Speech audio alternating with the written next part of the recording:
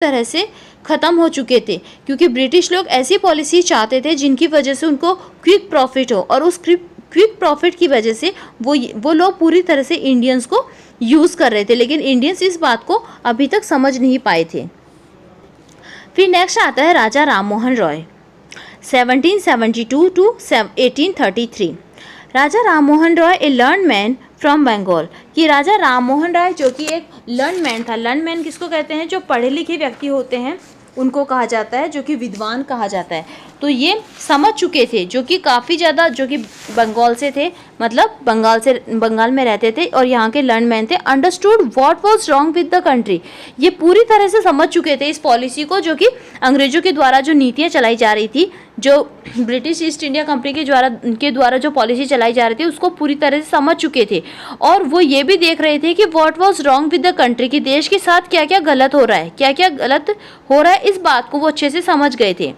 Late us not despise our self, कि हमें अपनों की उपेक्षा नहीं करनी चाहिए, अपने लोगों को डिस्पाइज नहीं करनी चाहिए। Our ancient culture is great, कि हमारा पुरानी जो हमारी संस्कृति है वो बहुत ही महान है। And we are capable of greater achievements, और हम इस बात में योग्य हैं, इस बात के लायक हैं हम कि हम ग्रेटर अचीवमेंट्स मतलब महान उपलब्धियां प्राप्त कर पा सकते हैं। मतलब हम लोग जो हैं वो इतने महान हैं, हमारा जो कल्चर है पुराना वो भी बहुत ग्रेट है, और उनकी वजह से we must first reform our society, हमें सबसे पहले अपनी सोसाइटी यानी अपने समाज को सुधारना चाहिए। सुपरस्टिशंस हैव बीन रूइनिंग अस, जो अंधविश्वास हैं जो कि हमें धीरे धीरे बर्बाद कर रहे हैं। He told his wife Uma, ये सब बातें उसने अपनी पत्नी उमा से कही। Cows are of different colors, की गायें जो है वो अलग अलग रंग की हैं। But the color of their milk is same, लेकिन उनके दूध का रंग सबका सेम ही होता है। ठीक उसी तरीके से different teachers have different opinion, कि अलग अलग जो टीचर्स होते हैं वो अलग अलग ओपिनियन यानी अलग अलग विचार रखते हैं, लेकिन but the essence of every religion is the same, लेकिन अलग अलग धर्मों का जो इसेंस होता है, जो सार होता है, वो एक ही होता है। He was attract by the science and modern knowledge, वे काफ़ी ज़्यादा आकर्षित थे किसकी तरफ? विज्ञान, साइंस की तरफ, एंड मॉडर्न नॉलेज, और आधुनिक ज्ञान जो है उसकी तरफ काफ़ी ज़्यादा आकर्षित थे। Knowledge should be practical and scientific, वो मानते थे कि जो नॉलेज, जो ज्ञान है वो बिल्कुल प्रैक्टिकल होना चाहिए, बिल्कुल व्यवहारिक होना चाहिए, और बिल्कुल साइंटिफिक यानी वैज्ञानिक होना चाहिए, ऐसा ये मानते थे। He started newspaper, but the suspicious British stopped them in 1823.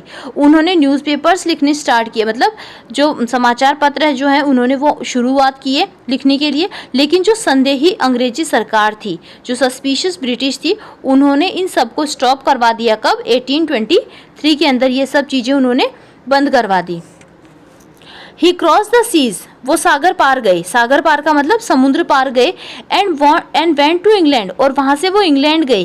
To सी यानी ये देखने के लिए कि what made the British powerful, कि ऐसी कौन सी चीज़ है जिसकी वजह से ब्रिटिश इतने पावरफुल होते गए हैं। एंड ही टोल्ड देम, और फिर उन्होंने बताया, we accept you as rulers, कि हम आपको एक रूलर के, एक शासक के रूप में स्वीकार करते हैं।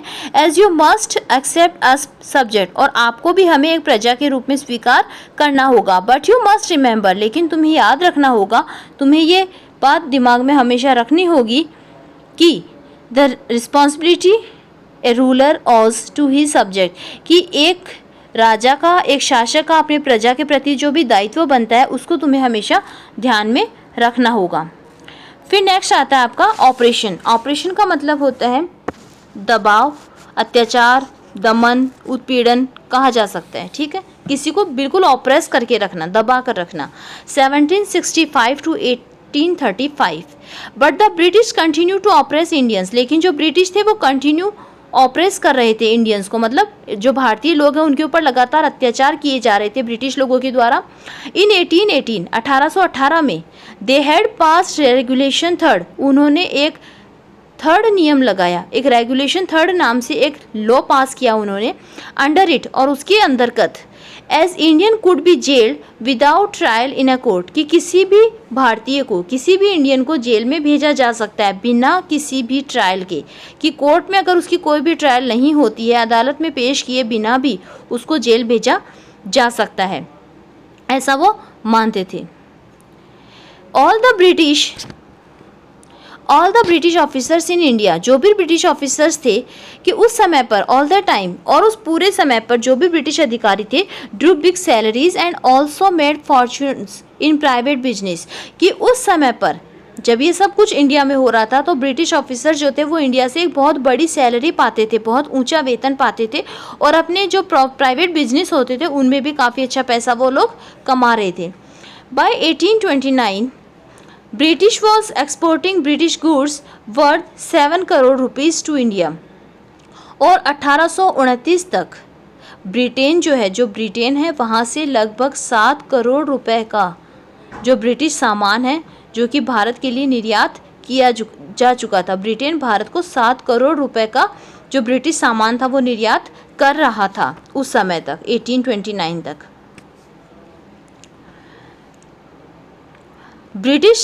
The British prospered on the company's loot while Indian industries began to die, और उस समय पर जो ब्रिटिश लोग थे वो कंपनी की लूट पर क्या हो रहे थे, प्रॉस्परस होते जा रहे थे, मतलब समृद्धशाली बनते जा रहे थे। कहाँ? कंपनी की लूट पर। लेकिन जो इंडियन इंडस्ट्रीज जो थी, जो भारतीय व्यापार जो थे, भारतीय उद्योग जो थे, वो लगातार धीरे धीरे मरने की ओर जा रहे थे, मतलब धीरे धीरे खत्म होते जा रहे थे, खत्म होने की कगार पर आ गए थे।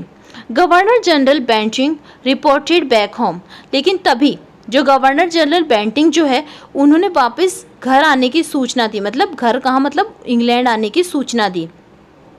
The bones of cotton weavers, bones का मतलब हड्डियाँ, कॉटन वीवर्स का मतलब होता है जो कपड़ा बुनने वाले या कपास बुनने वाले जो किसान थे, तो उन कॉटन वीवर्स की जो हड्डियाँ थी are bleaching the plains of India, वो भारतीय मैदानों को, भारत की भूमि को सींच रही थी, उनको ब्लीच कर रही थी। इसका मतलब जो भारतीय बुनकर थे, जो कपास बुनकर थे, उनको अंग्रेजों के द्वारा काफ़ी ज़्यादा ऑपरेट किया जा रहा था, काफ़ी ज़्यादा उनको दबाया जा रहा था, उनको काफ़ी ज़्यादा उनको टॉर्चर किया जा रहा था। फिर नेक्स्ट आता है आपका डिससेटिस्फैक्शन, मतलब असंतुष्टता, जो कि कब पैदा हुई भारतीय लोगों में, 1835 से 1856 तक। Education in India was in Persian and Sanskrit, education जो कि इंडिया के लोगों को दी जाती थी वो या तो पर्शियन यानी फारसी या फिर संस्कृत भाषा में दी जाती थी।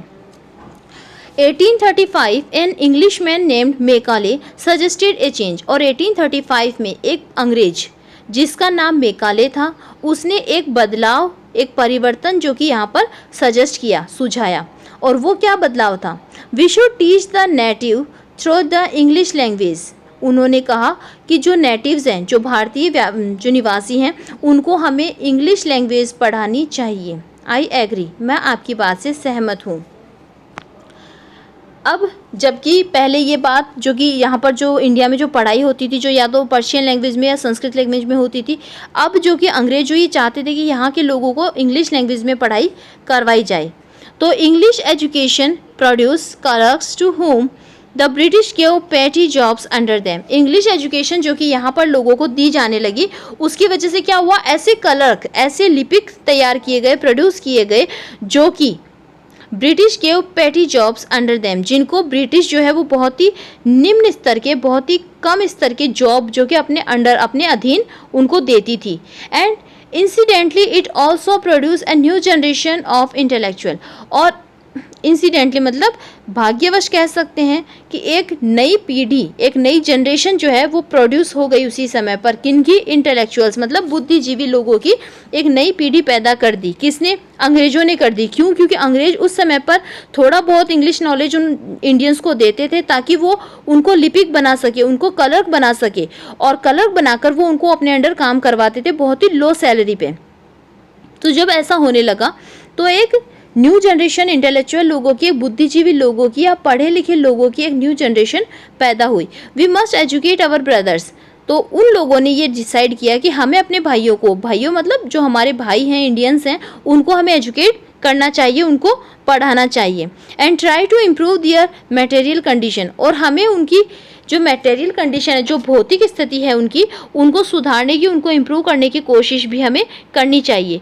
For that we must convey our grievances to the British parliament, लेकिन उन्होंने कहा कि हमें अपनी जो ग्रेवियंस हैं, जो कि अपनी जो भी शिकायत या सुझाव जो भी हैं, वो हमें ब्रिटिश पार्लियामेंट तक, यानी ब्रिटिश संसद तक अपनी जो भी न्यूज़ है उसको भेजना चाहिए, उसको वहाँ तक हमें पहुँचाना चाहिए।